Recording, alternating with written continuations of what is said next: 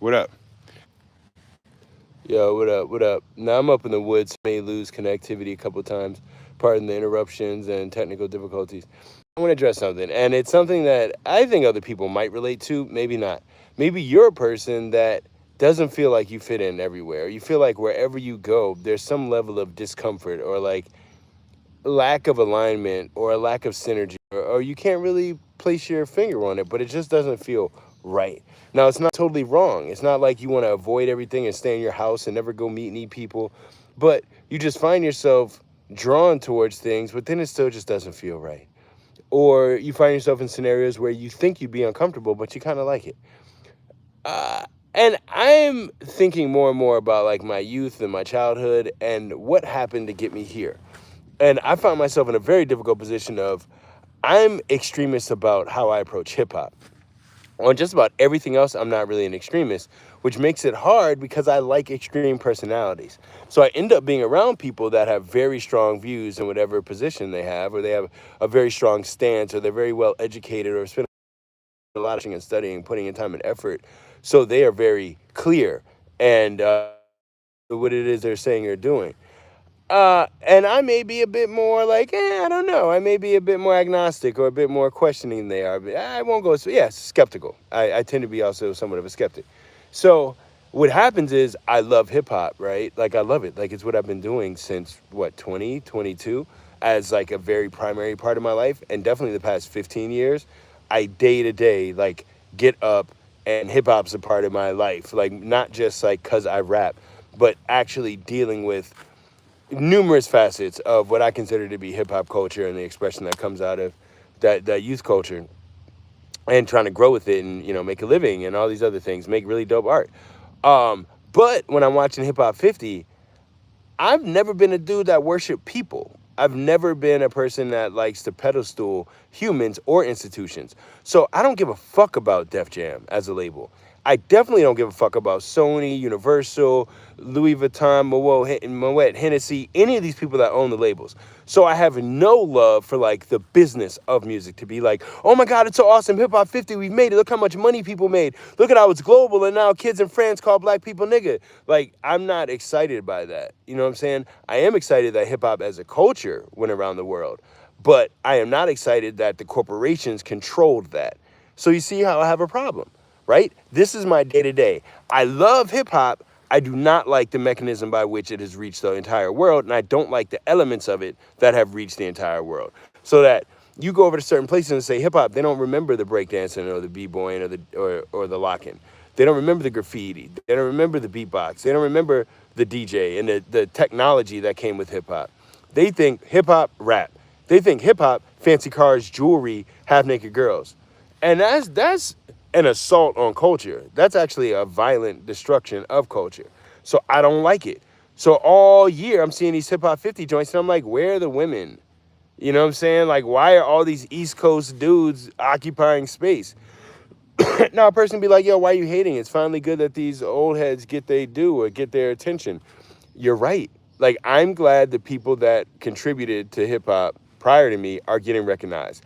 I'm still allowed to say, where are the women? Y'all act like it's only men out here. And then you get into the total thing of like hip hop, while simultaneously was the most welcoming thing for me, and me being a young black man, finding a space where I could talk about my emotions, my feelings, how I view the world.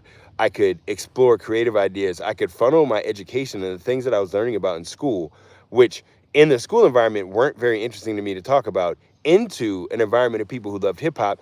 And we were talking about Marxism. We were talking about dialectical materialism. We were talking about symbolic interaction. We were talking about functionalism. We were talking about mechanistic views of society. We were talking about predeterminism and cosmology and epistemology, metaphysics, but through the lens of hip hop. We weren't having to quote Durkheim or Max Weber or Gramsci or who have you. We were quoting rappers we love, but about these topics that were important to us and that like helped me see Marxism from a much wider perspective than just European academia, right? But what am I gonna do? I go to rap shows, it's 90% dudes. I don't want to be there. Like I saw a posting for a show that was gonna be at SOBs, and it was Sean Price's either anniversary of his passing, and so it's a celebration. And Method Man was gonna be there. A ton of rappers that I would have wanted to see. And as I looked through the bill, it was like adding it up in my mind of like more dudes, more dudes, more dudes, way too many dudes. Oh, tough guy dudes that actually used to shoot people. Because again, I was going to shows where when you backstage, Bama's had to burn her backstage and not with security. Like I've been going to hip hop shows since '94, if not earlier. Okay, so remember there was a time period to where some of these tough guy rappers were really tough guys and their friends were even tougher. So you be at the show and people shoot the shit up, like for real, for no reason. And so I'm over all that. I don't want no beef in my life. I don't want no conflict in my life. I don't want any male aggression. Let me be tough for no reason at all. I want, if I step on your shoes and I say, yo, my bad, you're like, no, no, my bad. And we do the, no, is it my bad? No, it's my bad. It's my bad. I want you to, do you want a drink? No, no, I don't need a drink. You get a drink. You know, I don't need to like, I look at somebody and they like, what the fuck you looking at? That's ridiculous. But then on the other hand, when I go to shows and there's no hip hop, or when I'm in community and there's no hip hop, I feel lost. Like I really have an attachment to folk music, blues, rock. I've been throwing shows that are not hip hop for over a decade. My friends play guitar, piano, trumpet, violin, oud, all types of instruments. I love live instrumentation that is not hip hop. But when I go to an event and there's no hip hop, I just don't feel right. And so then my friends are like, yo, aren't you having a good time? I'm like, yo, where's the hip hop? Where's the black people? And they like, oh, you on that. And it's like, I'm not on that. I'm just letting you know that this isn't so comfortable for me. I'm like 1 out of 3 black people in a room of 100. And I'm not directly associating hip hop with black people, but, you know, I think we look at the cultural history and we get it, you know, we can talk about that on another one. There have always been contributors in hip hop. At least, I won't say always. I'll say post 1975, New York germinated hip hop. There have always been other community members. And so Jewish people have been involved since very early. Definitely the Afro-Caribbean folks have been, and when I say Afro-Caribbean, I mean like Latinx folks. Like there are Puerto Rican, Dominican people that are of African descent. They were involved. There was African descent Latinx folks involved. There are definitely, you know, Jamaican and other members of the diaspora from the Caribbean that were involved. And there were women involved. Like when you look at the early labels that put out hip hop, some of them had executives that were women. There were some early women that were rapping and producing, right? So I'm not gonna act like hip hop is monolithic, but you get what I'm saying. That if you go to Burning Man, where's the hip hop? All right. It used to be like you go to some of these festivals like Bonnaroo, where's the hip hop? And now they may have rappers, but I don't know if that's hip hop culture. And so that just expands. Like, I'm a pacifist. I don't want any war at all. I don't want anyone hurt. I don't want anyone to suffer. I don't want anyone to feel pain. I have no interest in your misery. I don't embarrassed. I don't want you to have anything other than beauty in your life. But I'm also like a kind of aggressive person when it comes to protecting myself. And not violently, but like I want to be able to put up boundaries and make sure that I'm safe within them, or that you are contained outside of them, or whatever the math is on how that works. And so being a pacifist, yet wanting to be safe, is a difficult conundrum. How do you stay safe in a violent world without utilizing violence? Well, I don't want to be violent. I have no interest in violence. I'm disgusted by violence. And anytime I've exhibited violence, I've felt disgusted in myself. It never felt good to fight with people. Well, that's a lie. When I was young and mad at the world, like at 12 or 13 years old, my grandparents died and people were bullying me at school, it felt good to fight people because they understood hurt. But I would get hurt fighting. And that's what baffled me. Even when you win the fight, you hurt yourself. That's dumb. That's just dumb. So by college, it's like pacifist, I'm not fighting nobody. I should have mind control like Debo and be able to de-escalate and figure it out. But do we live in a world that's down with de-escalation? Do we live in a world that celebrates pacifism? Not really. And I go places where people aren't pacifists. I hang out with people that are not pacifists. I put myself in situations where no one has agreed to pacifism. No one has agreed to nonviolence. Matter of fact, people are like the opposite, right? I go through parts of the country where they're like, you show up on my property unannounced and I'm afraid of you, I can shoot you. Well, what am I supposed to do? Stay in the crib all day, not go anywhere? You know, I go other places where it's like, you're not from this neighborhood and you're wearing the wrong thing. You might get, you might have a talking to, right? You might be approached. Someone may have a query for you. And so what am I supposed to do? I want to be a peaceful, happy person, walk around like, la da da, the world is beautiful. Don't you see the woods and the trees and the animals and the birds and the snails and the fungus? And other people in the world are like, you keep talking that happy-go-lucky shit, I'm going to punch you in your shit. And it's like, I didn't do anything. And they're like, you're making me feel bad. And so how do you navigate that, right? How do you have compassion and empathy when people around you have none? And so I keep finding myself in this situation where I'm anti-capitalist, but that doesn't mean I'm pro-socialist or pro-communist. I'm saying none of those economic systems worked. So then I end up with everyone mad at me. The capitalists are mad at me, the socialists are mad at me, the communists are mad at me. Instead of being like, wait, Chris, do you think there's another way we can exchange items and goods and have an economic system? Let's talk about the options. Maybe those words are outdated. But instead, it's like, oh, you're not a capitalist, you must be a communist. Well, no, communism, what? Oh, you're not a communist, well then go suck that capitalist teeth. I don't want to suck on the udder of a capitalist. Oh, well then you must be socialist. Well, do you mean like worker, labor-owned socialist, or do you mean which version of socialism? And so then I just end up with everybody mad. So I say all this to say, this is a beginning step into me understanding, as an only child, I recognize early, you will end up alone a lot, right? Like, I talk to other friends who have brothers, sisters, cousins, nephews who lived in the house with them, and they couldn't get those people out of the room. Like if their cousin or their sister lived in, or like shared a room with them, they could just sit there and throw shit all day, or they could do stuff in the bedroom and make their life.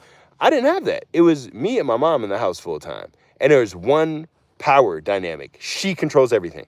So if something got moved, it was clear. Either I moved it or she moved it. And if she moved it, she was allowed to. If I moved it and it wasn't mine, definitely not allowed to. And if it was mine, there was a certain place it had to go or way it did. So I'm very used to dolo with one person that has control. I have other friends, but they got 3 siblings. So there's no control in terms of their space, people poking them in the face and stop it. You can't stop them. They can't go nowhere. And their parents, they have 2 parents in the house. So there's a weird power dynamic of one parent likes one kid and one kid fights the other. And you ask mom one thing, but then go ask dad and they haven't talked to each other. I didn't have all that. So what I had was, if I piss my mom off, there's no one to help. Like if I make my mother so mad that she's like, you know what? You're a liar. I can't trust you. If I had gotten to that point of like trying to mislead my mom or lie so much, and she said, I can't trust you, I will no longer believe you when you say things, I would have been out. Like, I don't mean like kicked out of the house, but I would have been short. Like, what could I do in my life if my mom did not believe in me or support what I was doing? Because it was me and her, right? No brother, no sister, dad, no one was going to be around. And if I had friends and I go to their house and I piss them off, they kick me out. And I got to go home and be by myself again. And people come to my house and I go too hard with the like, yo, this is my video game. I would go first every time. Then they leave and they leave me alone for days and they don't want to come back over because they like, yo, an asshole. And I learned through that most people won't want to be around you, okay, if they have the choice. Me. So actually, let me say this as myself. I realize that most people won't want to be around me unless I do things to actually make it interesting, fun, welcoming, accommodating.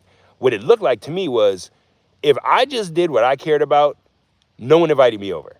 If I just did what I wanted, everyone left my house. And so I had to figure out how to be myself while accommodating the needs of other people so that they come around, or so that they wouldn't kick me out, or so that they would include me and stuff. And so I've always had this thing of like, I am hard-headed, I am directed in what I want to say, I can be very clear and steadfast in my opinion, and that can throw some people off. But I also need people. And so I don't want to just throw people off. I don't want to just push people away because I have an opinion that's so strong they can't handle it, don't like it. I put effort into accommodating people, but clearly I don't. Like, I'm not accommodating the people that need me to have a clean cut look in order to accept me as a human. I'm not going to spend $6,000 to $8,000 to get my teeth replaced while there's still land that we could put money into and make sure that we have space the rest of our lives. You know what I'm saying? $8,000 is a down payment on a $60,000, $80,000 property. Just saying. I'm not right now interested in shaving all the time or dressing in a way that makes you feel comfortable or other people feel comfortable. So in so many ways, I don't accommodate society and I don't accommodate what people are used to or would like. But because I do those things, I know that I have to be able to speak English properly. Now, my use of English, my lexicon, my vocabulary, my syntax, my grammar, all of it has atrophied because I be in the woods, right? I be in the woods. Now, maybe I also recognize that in Western African languages, the state of being is constant and you never were, you never will be, you always are being. So maybe I be all the time and that's an intellectual decision I make. Or maybe I don't know how to speak English properly, whatever. But I know that if I need to, I can call an office in whatever city and speak in a way so that anyone answering the phone can understand the words that I'm saying and understand in a clear and concise manner what I'm trying to convey, what I'm trying to communicate. I put effort into trying to be nice and like trying to be cordial and trying to say hello to people, goodbye, like make sure. And I don't mean like doing manners, because actually I find the social engagement around small talk and manners to be really fake and it's more of a facade of engagement. But I mean, in real life, when I look at somebody, I want to remember like say hello, and if I ask them what they're feeling or how they're feeling or how their day was, to listen, to actually pay attention when they respond, to get better at looking people in the eye when I can, because I'm also a person that I don't like looking people in the eyes because I'm thinking, and when I think, my mind wanders, my eyes wander, and if I'm looking at a person, I get distracted by their facial expression.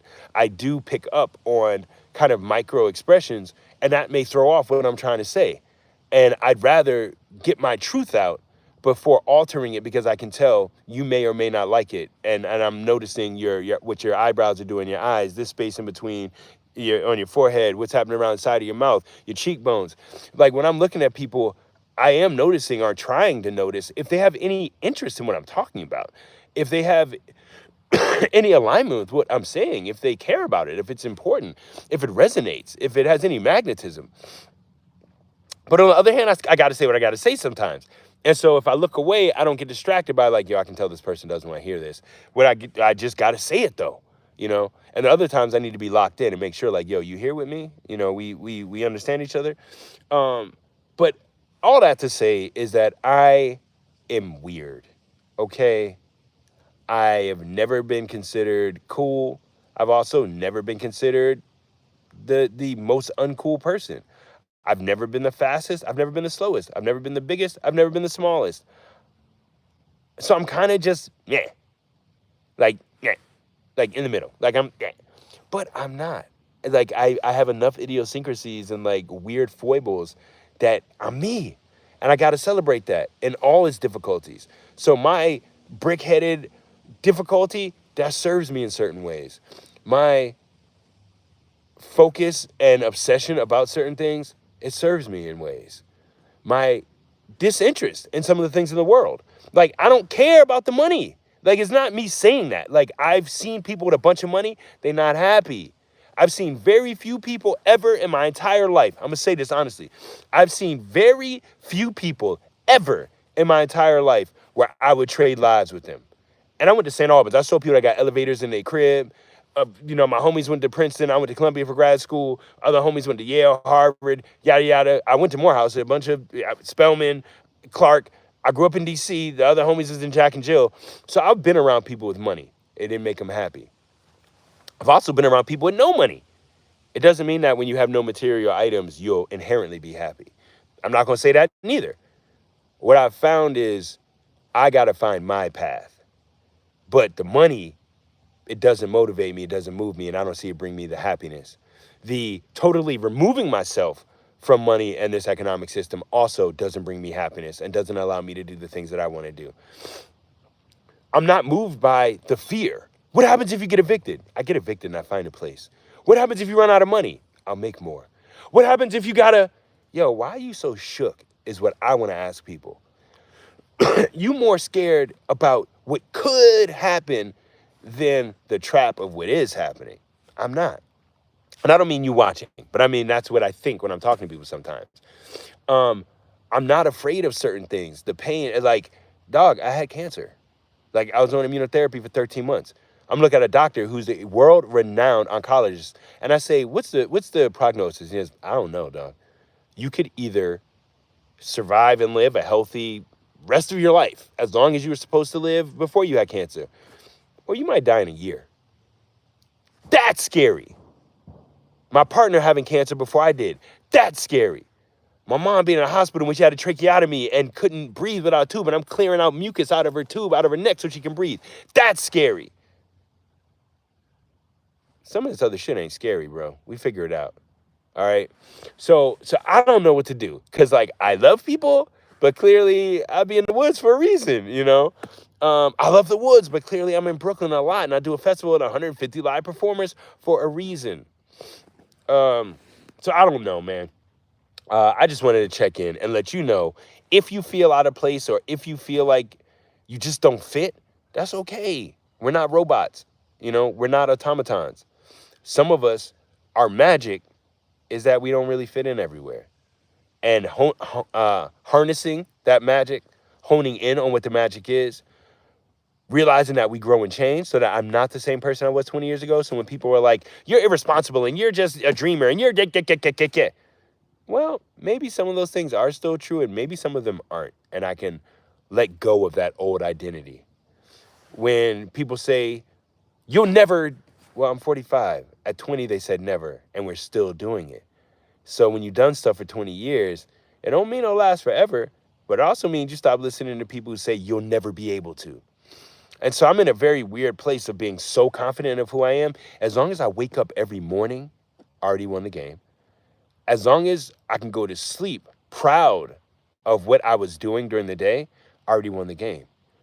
I don't meet a lot of people that are in that mind state where like I really have so little interest in a lot of the social norms and the issues and problems. My, Melissa got up the other day and she was like, oh, did you hear on the news? And I was like, nope, wait. It's 7:30 in the morning.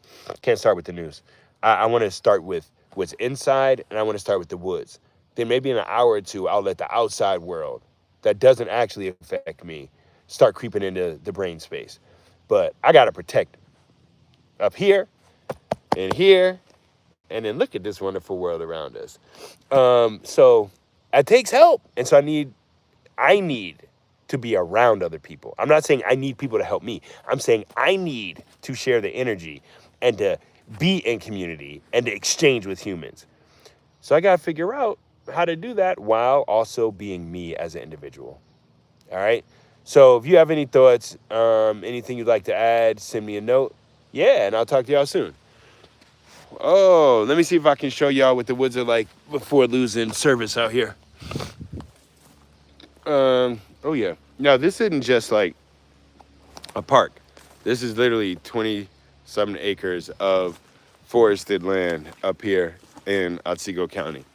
And anyone who wants to come up here, do some meditation, do some retreats, come hang out. Yeah. Come holler. All right, peace.